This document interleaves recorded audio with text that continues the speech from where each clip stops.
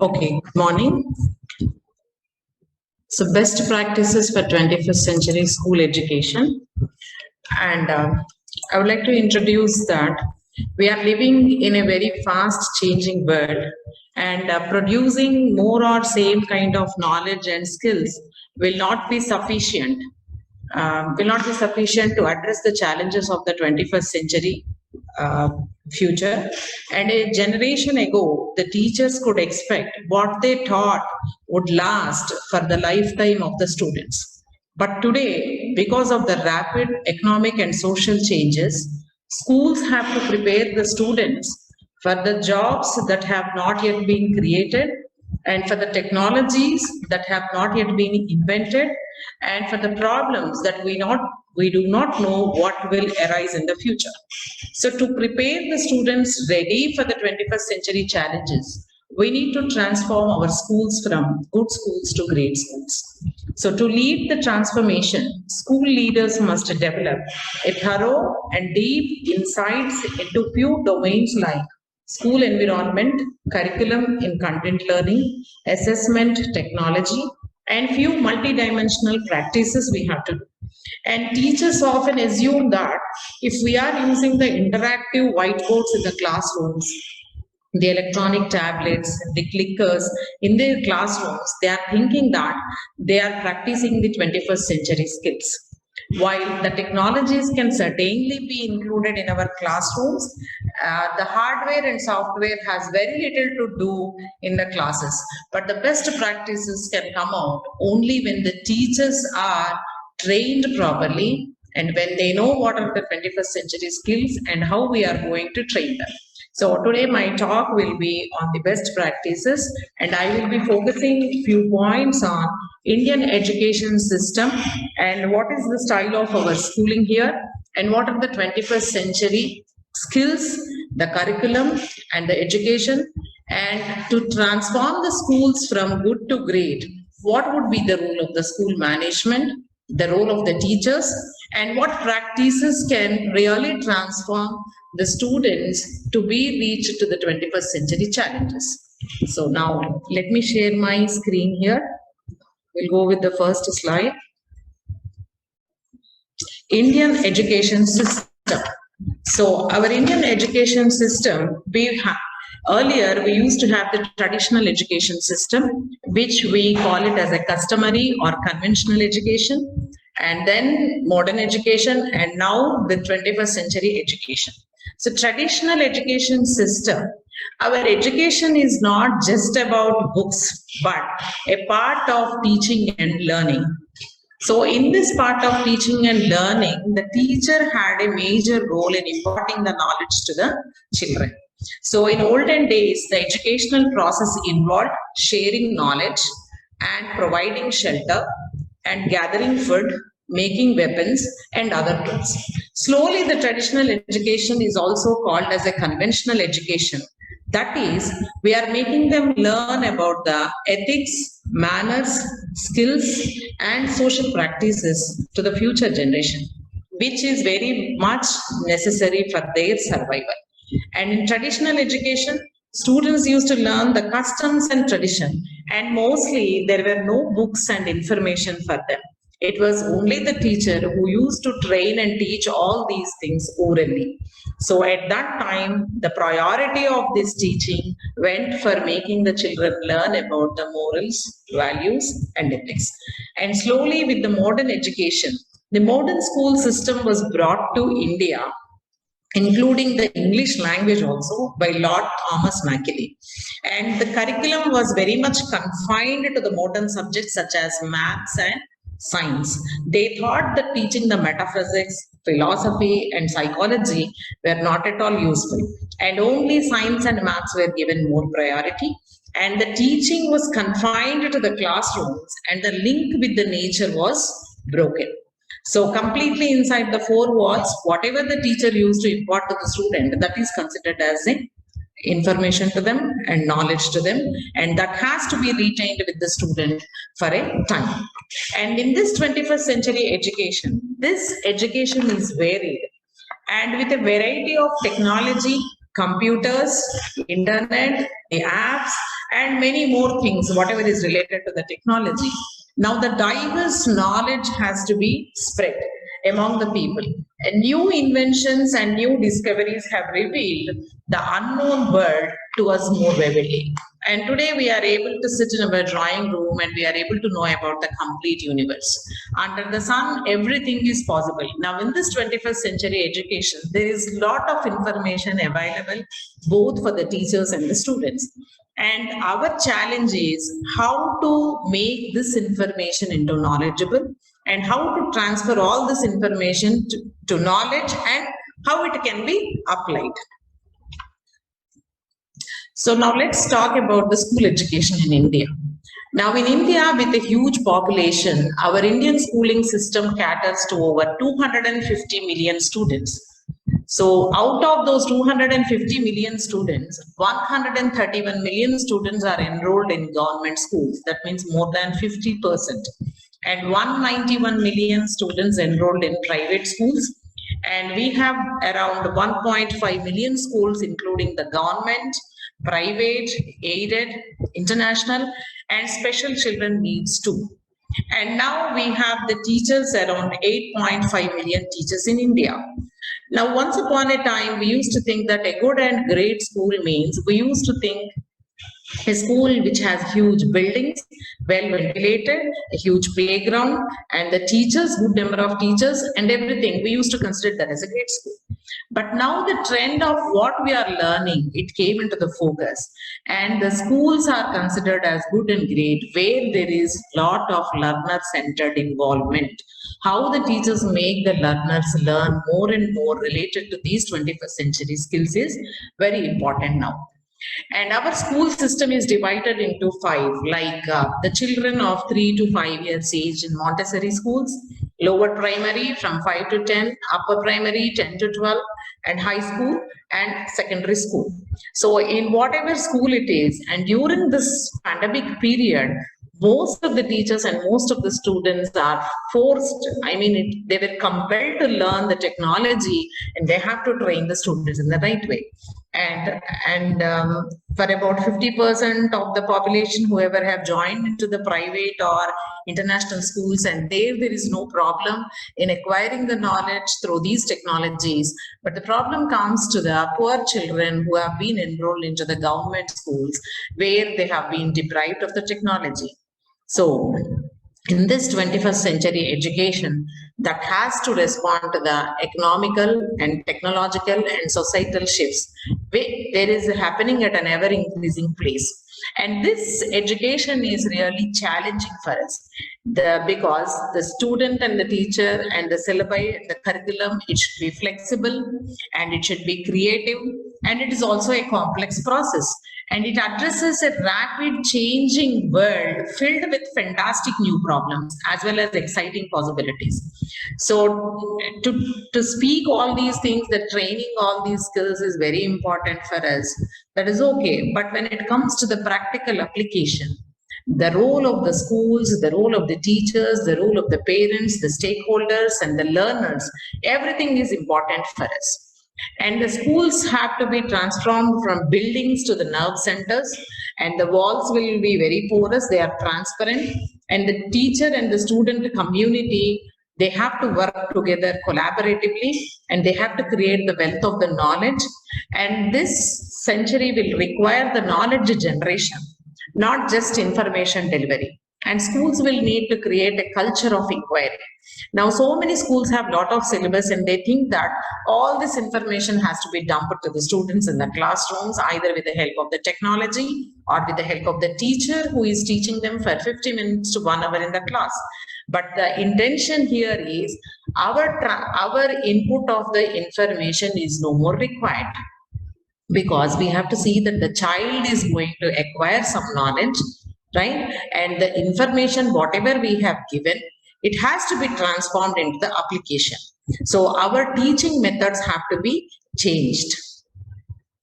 And the curriculum, what we are giving to the students, it should be a project-based learning, and it should be for lifetime engaging the students and addressing the real world problems. Now, we cannot simply issue some problems in the classroom to solve them on the whiteboard or the green board, but the real world problems have to be thrown in front of them, and those challenges they have to keep up. And most importantly, we have to bring forward some important issues like the questions which matter to the humanity. And the earlier days in those schools, whatever information we are giving, questions and answers, rote learning and memorizing and getting 100 marks or whatever it is. So this 21st century skills learning will definitely make the factory model education to transform, where educational institutes have become a factories where children are going to IITs or MBBS or to any other course by simply learning the subject, whatever is given to them. But now in these skills of life learning in 21st century, the change will be drastic. Now 21st century skills will abandon the textbook driven teaching and the teacher centered learning and the paper and pencil schooling completely, where we are writing and rewriting and presenting all the things. So new way of understanding the concept of knowledge by designing and delivering the curriculum is very important. So the curriculum and the design part makes an important role in teaching to these students. Now we have a list of 12 21st century skills here. We have divided them into learning skills, life skills, and literacy skills. So the critical thinking, communication, creativity, collaboration, these 4 C's, we consider them as learning skills. So if a problem is given, if some information is transformed to the student in the classroom, they should critically think and analyze and bring out a solution for it. And communication is very important, and the way they transform, the way they share their ideas with the peer group and with outside of the schools is very important for them. And each and every problem, each and everything, whatever is related to them, it has to be conveyed very creatively. The creativity of the child has to be brought out in the classrooms. And collaboration is they need to work with many people. So working with different age of people, which different sets of knowledge people is also important here to work in teams. So these 4 learning skills are very important: the critical thinking, communication, creativity, and collaboration. In the curriculum, these things have to be designed, and most of the school management think that if I am going to introduce these 21st century skills, already our syllabi is such long and our curriculum is poor, and how are we going to adjust these? I repeat that all these skills have to be embedded in our syllabus and the curriculum, and it has to be focused more and it has to be trained more in the classroom sessions. These are the skills which we are not going to teach them independently. They are included in the syllabus and the curriculum of the students, and these learning skills. And also we have some life skills like flexibility, leadership, initiation, and problem solving. So flexibility means a child should be very flexible in learning the things, maybe at a slower pace or faster pace, or learning to the other subjects or other languages. There should be some flexibility. And they should also improve their leadership skills by initiating whatever challenges the teacher has given them in the class, which in turn they can face in their outside market. So initiation will always lead to leadership. And problem solving, if a problem is given to them, let them define the solution for it. So once the child knows about critical thinking, it's not a big deal for them to solve any sort of the problem. And another important third skill is literacy skills. So literacy is information literacy. What really do we mean by this information literacy? We have information available in the books, in the net, in the technology, wherever it is. So now we have to identify, evaluate, and understand what kind of information is authentic and try to take it. So that literacy we have to train the children. And media literacy also, how to use the media. So if you are using the media, we have to analyze whether it is the right channel, whether any technical problems will come out of it if I am using that media, and whether the whatever information I have got through the media is it right to evaluate for me. So knowing the right ways and wrong ways through the media is also very, very important, because media will create many disasters, and at the same time it can prove many challenges also for them. And technology literacy also, how to use the technology in the right way. So technology is in everybody's hand now, and the only important thing is to know how to use and which technology is right, and if I'm going to use the technology, whether it is on the right platform or not. So with these 21st century skills, they have to be embedded in the classroom, the learning skills, the life skills, and the literacy skills. Now, coming to the children who come to us in the schools and colleges. Now, the Generation Z, the kids born between 1995 to 2009 are known as Generation Z. That means these kids are already exposed to the internet and to the apps and to the computers and many other technical gadgets. So without the technology and without these gadgets, they cannot imagine their life too. So they are already used to it. And the next generation is the Alpha generation. Those kids who are born in and after 2010, we call them as Alpha generation kids. And these kids are really younger than the smartphones and iPods and 3D technology, Instagram, Spotify, Facebook, whatever it is. So, and this generation is likely to be seen in 22nd century in a larger number. That means the present generation, they have to use the technology in the classrooms. They have to use the technology for doing any sort of homework, and they have to face any challenge through these technologies only. So with such technology available with the kids, now it is tough part for the teacher to make a very great role in the classrooms, because at times kids are more smarter than us in using the technology, and the teacher has to compete with them in learning and inculcating and in training all these things in the classroom. Now, at school, the role of the school management also becomes challenging now. Now, earlier we used to think that providing good infrastructure like walls, classrooms, computer labs, and everything was considered as an infrastructure. Now, the infrastructure the schools have to concentrate is whether the teachers are trained with the 21st century skills to take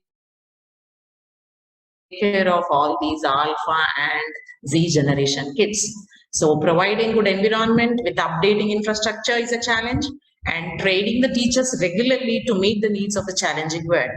Now we are thinking for every 3 years or 5 years, we need to change the syllabi or the curriculum, or we need to redesign the textbooks or whatever it is. But very least priority we are giving that the teachers also need to meet the changes and challenges. They have to be trained. So mostly in international schools and public schools and in private schools, this is possible. But for the many children who are studying in the government schools, those teachers have to be trained vigorously, and they should be given some awareness, and they should know about the challenges, what they have to meet along with the children and the parents of that particular group. So to make the parents also involved in it, the school management has to involve in all their committees, in all their meetings, and in all their reforms, involve them, the parents, the stakeholders, whoever are present with us among the community, even the community, other people also. They should come and take part in designing the curriculum and designing the latest changes in the schools. So developing the technology tools for teaching students also, it will bring out a good outcome. And the role of the teacher in the 21st century. Now, the teacher has to the teacher should act like a guide, a mentor, a facilitator, a motivator, and the teacher should be a learner, and even she should be flexible and curious in learning the things. So now information is available in front of the student and the teacher. So when information is there, now the role of the teacher job is very challenging. She just simply can't transform all her knowledge to the students in the classroom. She has to be a facilitator to bring out the challenges whatever the students have learned, and bring the results in a very creative outcome. And the teacher, whoever he or she, has to be able to teach and reach all the learners. There may be slow learners, there may be fast learners, there may be few learners who are very well equipped with technology and other things, but it is the role of the teacher who can facilitate them, who will be able to teach all sorts of these kids, and who will be able to impart the knowledge of the technology to them. And she has to maintain the student relationship also. The forward thinking, the teacher should think ahead. See, what I am teaching in the class, it should be useful for my students after 20 or 30 or 40 years ahead. So the teacher should think ahead and update her knowledge along with the students, and at times more ahead of the student. Then they have to teach in the class, and the teacher should be able to embrace the change first. And change is which many of us do not like, because if we are changing the things, it is very tough for us to take a class for 50 minutes, making all the students with learner-centered approach, ideas and thoughts, and the questionnaires what we are presenting to them, and the questions what we ask, the homeworks what we design, everything is really tough for them.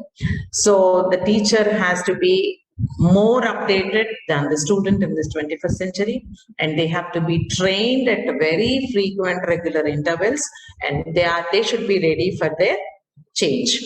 And the best practices what we want to discuss today is the 21st century school classrooms. They are rich in information, as I just told now, and with the global communication where teachers can support the students.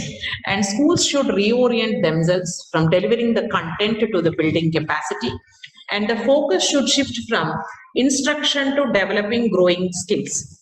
And schools should reform from standalone institutions to value-adding networks. So when the schools do not think that it is just an institution, and when they reframe themselves thinking that we are value-adding networks to the society, definitely any reform can be taken place. And the school setting and delivering curriculum to co-creating curriculum, it has to shift the focus. We should not simply deliver the curriculum, but we have to co-create the curriculum, and from standard operating procedures to creative adaptations. So our operation procedures should be very creative, and it should be adaptable to any sort of the situation. And if schools are able to respond to this, definitely we can lead to a power of real life, a power of demonstration, a power of questioning, and a power of going beyond the world, and a power of training the teachers too. So all these best practices, like aligning the technologies with content and pedagogy, and developing the ability here, and we have to align the instructions also in the classroom with the standards, particularly those standards that embody the 21st century knowledge and skills, and balancing the direct instruction strategically with project-oriented learning. And we need to apply the child adolescent development also, and using a range of assessment strategies to evaluate the student performance. And the teacher has to act as a mentor and peer coacher, and if the participation in learning communities with tapping the expertise, and sometimes we need to bring the expertises also, and then take the coaching and mentoring and knowledge sharing in a teaching. And we need to use the range of strategies to reach the diverse students, and to create the environment that support differentiated teaching and learning, and pursuing the continuous learning opportunities, and embracing the career-long learning as a professional right. So with these best practices, I feel we can make our classrooms more interactive and make our children to reach to the 21st century skills and challenges. Thanks a lot, Dr. Anupama. It Any was questions? a wonderful session, and it was a very knowledgeable session too. And I have a couple of questions lined up, which I'll read out to you. Yeah. The first question goes like this: is the main focus of modern school education in India preparing students for a job? No.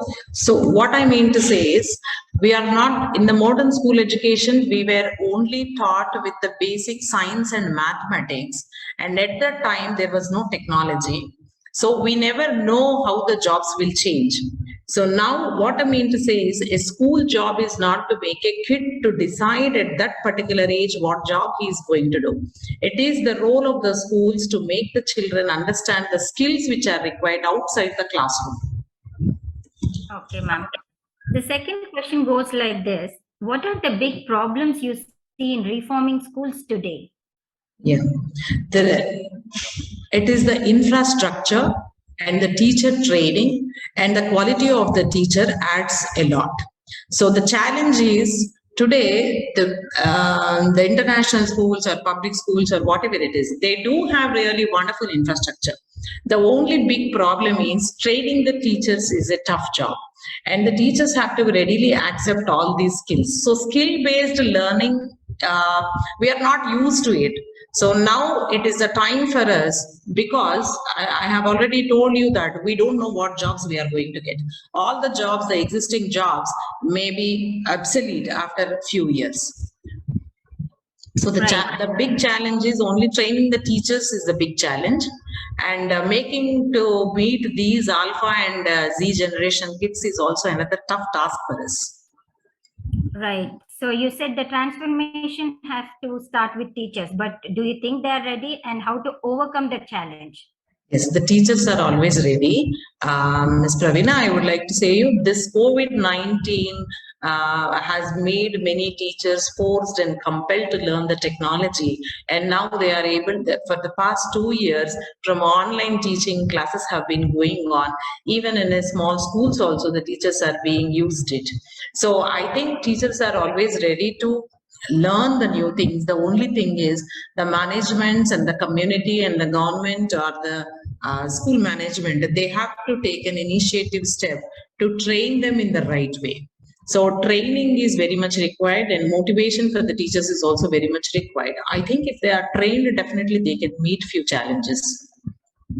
Right.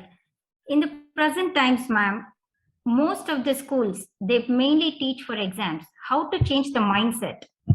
Yeah. Now that itself I have told you, in this 21st generation, the rote learning and memorizing is out of way. That factory model of educational institutions we do not require, because we have trained them with mathematics, physics and biology or whatever it is, thinking that they can become a doctor and engineer. But these professions also may change with the help of the technology today and tomorrow. So what I feel is that marks and results will not take place in the coming basis of the challenges. So our schools have to be changed and transformed completely, and the mindset of the parents also, it should change, and where the jobs and entrance examinations are going on, they also should slowly change. Okay. Audience want to know, have you tried to implement these ideas anywhere? Yes, we have tried these 21st centuries in our engineering class, and we are making some of our students to do these projects, but 100% it has not been done. But around 40 to 50% of the students in the class, they would have come up with some creative ideas when some challenges were given, without giving them the textbook and the same thing, whatever they can find there. So slowly it can happen. It in a day we cannot go with, but what I feel is schools have a major impact on the child's future. So they study in the schools continuously for 10 to 12 years, right? And if we start making the child learn with creativity and with all these life skills, learning skills and literacy skills, I think definitely in over a period of 10 years, we can bring up the students who are ready for any kind of challenge in the universe. Thank you, Dr. Anupama. And the last question, but not the least, somebody wants to know what inspired you to get into teaching? Yeah. So it is my teacher who made me inspire this, because in my early age, as I told you, whatever the teacher used to give the information in the classroom, the students think that the teacher is really great there. And over a period of time, what I thought is knowledge sharing is very important.